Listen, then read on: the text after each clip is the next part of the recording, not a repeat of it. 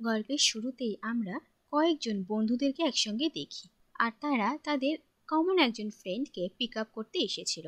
আর সেই সময় সেই বন্ধুদের মধ্যে দীপক নামের একটা ছেলে তার ফিয়ান্সে শীতলের সঙ্গে সেখানে আসে।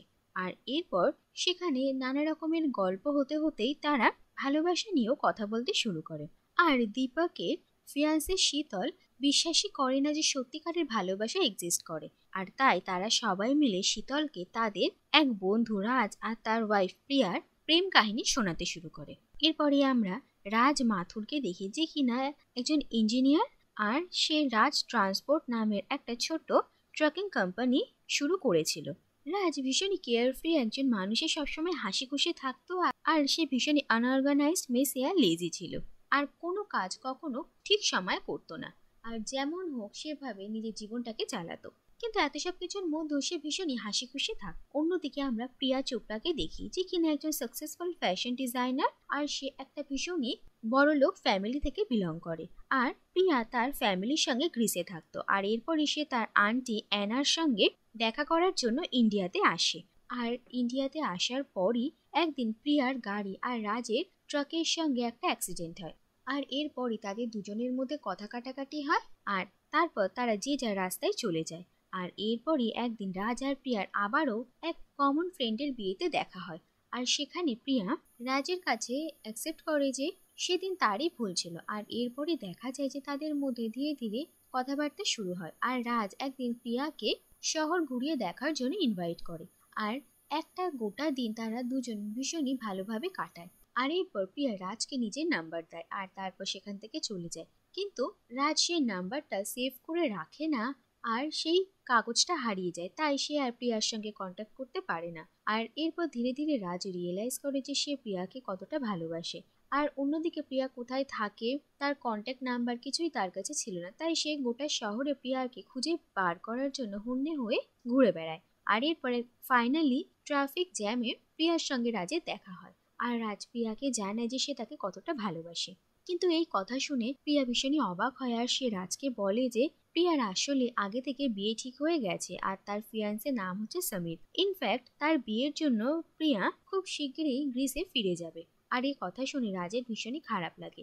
আর প্রিয়া রাজকে বলে যে সে তার ভালো বন্ধু, কিন্তু এর থেকে বেশি তাদের মধ্যে আর অন্য কোনো সম্পর্ক হতে পারে না। কিন্তু এরপরে দেখা যায় যে যেদিন প্রিয়া গ্রিসের ফ্লাইট ধরে ফিরে যাবে, সেদিন রাজ ও প্রিয়ার সঙ্গে গ্রিসে যাওয়ার জন্য তৈরি হয়। আসলে রাজ ভেবেছিল যে যতদিন না প্রিয়ার বিয়ে হয়ে যাচ্ছে ততদিন সে প্রিয়াকে কনভিন্স করার চেষ্টা করতে পারে। আর প্রিয়া বারবার রাজকে বোঝানোর চেষ্টা করে যে তাদের মধ্যে কোনো রিলেশনশিপ পসিবলই নয়, কিন্তু রাজ তার কোনো কথা শোনে না। আর এরপর ফ্লাইটে রাজ প্রিয়ার সঙ্গে কমফোর্টেবল হওয়ার চেষ্টা করে, কিন্তু এরপরই জানা যায় যে ওয়েদার খারাপ হওয়ার জন্য তাদের ফ্লাইটটা ডিলে হয়ে গেছে, আর তার জন্য তাদের কিছু সময় অন্য একটা শহরে কাটাতে হয়। আর প্রিয়া ভীষণই টেনশন করছিল, আর রাজ প্রিয়াকে শান্ত করার জন্য তাকে গোটা শহর ঘুরে দেখায়, এমনকি সেই শহরের অনেক কথাবার্তা তাদের মধ্যে হয়। আর এরপর দেখা যায় যে একটা গেম শপে একটা সুন্দর কিউট ডগি রাখা ছিল, আর প্রিয়ার সেটা খুব পছন্দ হয়, তার জন্য রাজ তাকে গেম খেলে সেই ডগিটা জিতে এনে দেয়। আর অন্যদিকে সেই শহরের একটা কাস্টম থাকে যে জলের মধ্যে কয়েন ফেললে সেই কয়েনটাকে এক ডুবুরি তুলে নিয়ে আসবে, আর সে কয়েনটা পাওয়া গেলে যা উইশ চাওয়া হয় সেটা পূরণ হয়। আর রাজ প্রিয়ার জন্য সেই একই কাজ করে। আর এইসব কিছু দেখে প্রিয়া ভীষণই ইমপ্রেস হয়। আর দেখা যায় যে ধীরে ধীরে প্রিয়াও রাজকে পছন্দ করতে শুরু করে, কিন্তু এই কথাটা নিয়ে সে বেশি ভাবতে চাইছিল না। আর অন্যদিকে ফ্লাইট ডিলে হওয়ার কারণে তার এঙ্গেজমেন্ট পার্টিতে পৌঁছতে দেরি হয়ে যাবে, আর সেটা ভীষণই এম্বারেসিং ছিল। আর এটা দেখে যে প্রিয়া কতটা টেনশনে রয়েছে, রাজ নিজে একটা গাড়ি বুক করে ড্রাইভ করে প্রিয়াকে ঠিক সময় মতো তার বাড়িতে পৌঁছে দেয়, যাতে প্রিয়া তার এঙ্গেজমেন্ট পার্টি অ্যাটেন্ড করতে পারে। আর তারপর রাজ প্রিয়ার কাছে বিদায় জানিয়ে সেখান থেকে চলে যায়। আর এরপরে প্রিয়া যখন তার এঙ্গেজমেন্ট সেরেমনিতে আসে তখন তার ভীষণই খারাপ লাগে, আর তার শুধুমাত্র রাজের কথাই মনে পড়ছিল। তাই সে তার এঙ্গেজমেন্ট মাঝখানেই ছেড়ে রাজকে খুঁজতে বেরোয়। আর দেখা যায় যে রাজ প্রিয়ার বাড়ির পাশেই রয়েছে। আর এরপর প্রিয়া রাজকে বলে যে সে তাকে কতটা ভালোবাসে। আর এরপরই দেখা যায় যে প্রিয়া রাজকে তার পেরেন্টসের সঙ্গে দেখা করায়। আর যদিও বা রাজের ক্লাস তাদের পরিবারের ক্লাসের সঙ্গে একদমই মিল খায় না, তবুও তারা প্রিয়ার কথা ভেবে রাজের সঙ্গে প্রিয়ার বিয়ে দিয়ে দেয়। আর রাজ সেখানে সবার মন জেতার অনেক চেষ্টা করে। অন্যদিকে প্রিয়ার ফিয়ান্সে সমীর ভীষণই কোঅপারেটিভ ছিল, তাই সে প্রিয়ার মনের অবস্থা বুঝে তাকে যেতে দেয়। এরপর রাজ আর প্রিয়ার বিয়ে হয়ে যায় আর প্রিয়া রাজের সঙ্গে মুম্বাই চলে আসে। আর রাজ প্রিয়াকে তার বাড়িতে খুব সুন্দরভাবে ওয়েলকাম করে। আর এরপর তারা দুজন একে অপরের অনেক কাছাকাছি আসে। আর রাজ প্রিয়াকে তার মায়ের দেওয়া একটা তাবিজ পরিয়ে দেয় আর বলে যে এটা প্রিয়াকে সবসময় রক্ষা করবে। এরপরে আমরা দেখি ধীরে ধীরে সময় কাটতে থাকে আর রাজ আর প্রিয়া তাদের সংসারটা সুন্দর করে গুছিয়ে নেয়। আর এই গল্প শুনে শীতল ভীষণই ইমপ্রেস হয় আর সে রাজ আর প্রিয়ার সঙ্গে দেখা করার জন্য মুখিয়ে থাকে। আর তারা সবাই জানে যে খুব শীঘ্রই রাজ আর প্রিয়ার 1 ইয়ার অ্যানিভার্সারি কমপ্লিট হবে। আর তারা সবাই মিলে রাজ আর প্রিয়াকে সারপ্রাইজ দেওয়ার জন্য একটা পার্টি রেখেছে। আর শীতল সেই পার্টিতে গিয়েই তাদের দুজনকে দেখতে পায়, কিন্তু সে যখন তাদের সঙ্গে ইন্টারঅ্যাক্ট করবে তার আগেই শীতল দেখে যে তারা দুজন আলাদা একটা জায়গায় ঝগড়া করছে। আর এটা দেখে শীতলের ভীষণই খারাপ লাগে। আর এরপর শীতল তাদের ফ্রেন্ডদেরকে এই কথা জানায় যে রাজ আর প্রিয়ার মধ্যে হয়তো সবকিছু ঠিক চলছে না আর তারা হয়তো একে অপরের সঙ্গে খুশি নেই। এরপরই আমরা রাজ আর প্রিয়াকে দেখতে পাই যে এই 1 বছরে তাদের জীবনে অনেক পরিবর্তন এসেছে। রাজ নিজের বিজনেস নিয়ে ব্যস্ত থাকে, অন্যদিকে প্রিয়া রাজের ঘর বাড়ি তাদের সংসার খুব সুন্দর করে সাজিয়ে গুছিয়ে নিয়েছিল।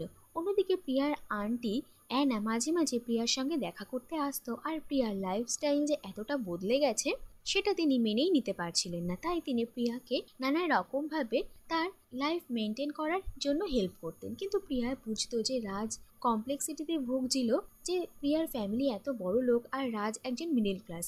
সেই জন্য প্রিয়াও তার মাসিকে সবসময় বোঝানোর চেষ্টা করে যে সে রাজের সঙ্গে ভালোই আছে আর এর থেকে বেশি বাড়াবাড়ি করতে গেলে রাজের সেটা একদমই ভালো লাগবে না। আর প্রিয়া খুব সুন্দরভাবে এই নতুন জীবনযাপনে মানিয়ে নিচ্ছিল আর রাজের পরিচিত সমস্ত বন্ধু বান্ধবদের সঙ্গে সে ভীষণই মিশুকে ছিল। কিন্তু তবুও কোথাও না কোথাও রাজের মনে হতো যে প্রিয়া হয়তো তার সঙ্গে খুশি নেই। আর সে সবসময় রাজকে এটা বোঝানোর চেষ্টা করে যে রাজ কতটা অযোগ্য। আর অন্যদিকে রাজ ভীষণই অগোছালো ছিল আর প্রিয়া ভীষণই গুছালো। আর সে রাজকে সবসময় জিনিসপত্র গুছিয়ে রাখতে বললেও রাজ তার কোনো কথা শুনতো না। আর এই সব কিছু নিয়ে তাদের মধ্যে সবসময় খুঁটিনাটি ঝগড়া অশান্তি লেগেই থাকতো, কিন্তু তবুও তারা দুজন একে অপরের সঙ্গে মানিয়ে থাকার চেষ্টা করছিল। আর এরই মধ্যে দেখা যায় যে একদিন রাজের অফিসে কিছু প্রবলেম হয় আর তার অনেক টাকার প্রয়োজন হয় আর রাজ লোনও পাচ্ছিল না। আর এই নিয়ে সে ভীষণই টেনশন করছিল। এরপর একদিন প্রিয়া রাজকে একটা মোটা অঙ্কের টাকার চেক দেয় আর সে বলে যে সে যে ফ্যাশন ডিজাইনিংয়ে জব করছিল তার একটা ভালো ডিল হয়েছে আর এটা তার অ্যাডভান্স। আর এরপর রাজ ভীষণ খুশি হয়ে যায় আর সে তার অফিসের সমস্ত প্রবলেম সলভ করে নেয়। আর এরপর তারা বাড়িতে একটা পার্টি রাখে আর রাজ জানতে পারে যে প্রিয়ার এক্স ফিয়ান্সে, যে কিনা তার খুব ভালো বন্ধু সমীর, সে মুম্বাইয়ে রয়েছে। আর রাজ প্রিয়াকে বলে যে সমীরকেও যেন সে ইনভাইট করে নেয়। আর এরপর প্রিয়া যখন সমীরকে ইনভাইট করার জন্য কল করে তখন সে সমীরকে আড়ালে বলে দেয় যে সে যেন এখানে এসে রাজের সামনে এই কথাটা না বলে যে প্রিয়াকে সেই টাকাটা সে দিয়েছে। আর এই কথা রাজ শুনে নেয়। আর এরপর রাজ এত লোকজনের সামনে তামাশা করা শুরু করে। আর এরপর যখন সমীর সেখানে এসে পৌঁছয় তখন রাজ সমীরকেও নানা রকম ছোট বড় কথা শোনায় আর রাজের মনে হয় যে সমীর আর প্রিয়ার মধ্যে কোনো সম্পর্ক রয়েছে। এরপর সেখানে উপস্থিত সব মানুষজনেরা সেখান থেকে চলে যায় আর প্রিয়া রাজকে বোঝানোর চেষ্টা করে যে সে যেটা ভাবছে সেরকম কিছু নয়। আর এই নিয়ে তাদের মধ্যে অনেক ঝগড়া অশান্তি হয়। আর রাজ যখন প্রিয়া আর সমীরকে নিয়ে উল্টোপাল্টা কথা বলা শুরু করে তখন প্রিয়া রাজকে একটা চড় মারে আর তারপর সে রাজ আর তার বাড়িঘর ছেড়ে চলে যায়। আর এরপর প্রিয়া গিয়ে তার মাসির সঙ্গে থাকতে শুরু করে। আর প্রিয়ার জীবনে এরকম একটা ঘটনা ঘটেছে জানতে পেরে প্রিয়ার বাবা গ্রিস থেকে তার সঙ্গে দেখা করতে আসে। অন্যদিকে কয়েকদিন কেটে যায় আর রাজ একা একা থাকতে শুরু করে আর তারপর সেও নিজের ভুল বুঝতে পারে। আর এরপর প্রিয়া বুঝতে পারে যে সে রাজের সঙ্গেও থাকতে পারবে না আর তাকে ছাড়াও বাঁচার ভীষণই মুশকিলের। আর তাই সে রাজকে ডিভোর্স দিয়ে এখান থেকে গ্রিসে ফিরে যাওয়ার সিদ্ধান্ত নেয়। আর রাজ যখন জানতে পারে যে প্রিয়া এখান থেকে চলে যাচ্ছে তখন সে প্রিয়ার সঙ্গে দেখা করতে আসে, কিন্তু প্রিয়ার বাড়ির লোকেরা তাকে প্রিয়ার সঙ্গে দেখা করতে দেয় না। আর রাজ বারবার প্রিয়াকে বোঝানোর চেষ্টা করে যে তার ভুল হয়ে গেছে কিন্তু তার ভালোবাসা সত্যি। আর রাজ প্রিয়াকে বলে যে সে ভেবেছিল যে তাদের মধ্যে যত সমস্যা আছে সেসব মিটিয়ে তারা দুজন নিজেদের জীবনে এগিয়ে যাবে আর তারা নতুন করে তাদের ফ্যামিলি শুরু করবে। আর এই কথা শুনে প্রিয়া ভীষণই অবাক হয়। আর প্রিয়া রাজকে বলে যে তারও ওই একই ইচ্ছা ছিল, কিন্তু তারা দুজন একে অপরের থেকে অনেক আলাদা আর তারা একসঙ্গে কিছুতেই থাকতে পারবে না। আর এরপর যখন প্রিয়া এয়ারপোর্টে তার বাবার সঙ্গে চলে যাচ্ছিল সেই সময় রাজ প্রিয়াকে সেই তাবিজের কথা মনে করায়, যে তাবিজটা রাজ প্রিয়াকে দিয়েছিল। আর এই তাবিজটাই তাদের সম্পর্কে রক্ষা কবচ ছিল।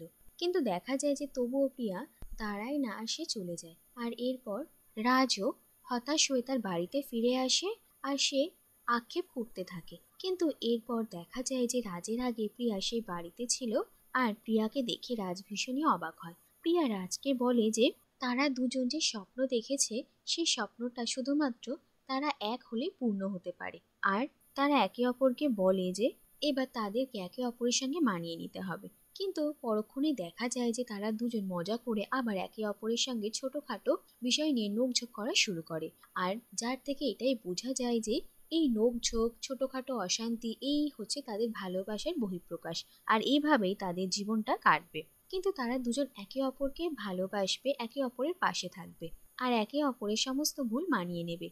আর এর সঙ্গে এই কাহিনীটা এখানেই শেষ হয়ে যায়।